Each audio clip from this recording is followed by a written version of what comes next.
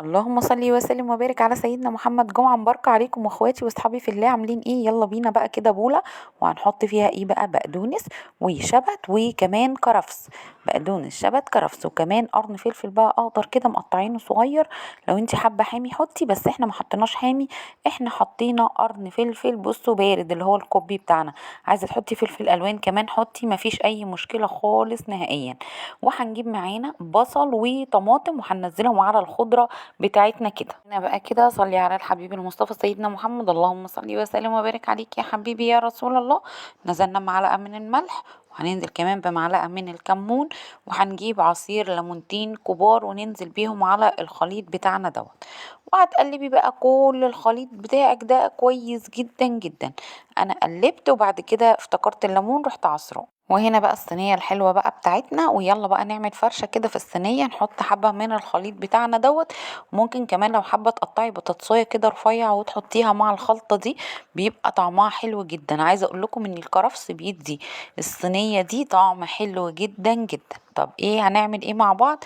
هنعمل مع بعض سمك بوري، ده توم وكمون وملح وبس. وادي السمك البوري بتاعنا كده، وهنعمل صينية كده حلوة معتبرة، عشان انا طبعا كان عندي عزومة، فقلت بقى اعمل لهم ايه، زهقت بجد، فعملنا طبعا عملنا سمك بوري وسمك بولتي. وتبتدي تحشي بقى السمك بالثوم وبالكمون زي ما انت شايفة كده، وتاخدي من الخلطة اللي انت عاملاها وتحطي في قلب السمكة. بجد بجد تحفة. وبصوا كان طعمه حلو قوي، وريحته كمان كانت طالعة حاجة بسم الله ما شاء الله. اهو، والرص بقى كده في الصينية بتاعتنا، يعني حاجة سهلة وسريعة وزي الفل. هنا بقى خلاص خلصت الصينية بتاعتنا وتمام. الحبة بقى اللي اتبقوا هنحطهم كده من على الوش، حبة الخلطة اللي متبقيين. وبقى نجيب الزيت بتاعنا كده ونحط شوية زيت من فوق كده. بصوا انا بحطها على الشبكة في الفرن، وبوطي النار وبسيبها بقى تاخد وتدي، وبيستوي بسرعة جدا، مش هياخد معاكي تلت ساعة وهيكون بصي مستوي.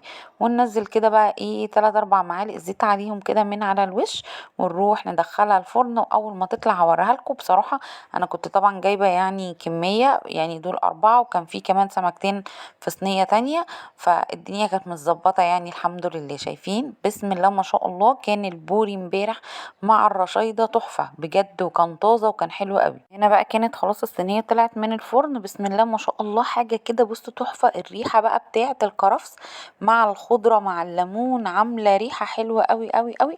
لو ما جربتهاش بالطريقة دي فاتك كتير بجد، حلوة جدا جدا. يلا جربيها، ودعوة حلوة منك لأختك، وأقولك السلام عليكم ورحمة الله وبركاته.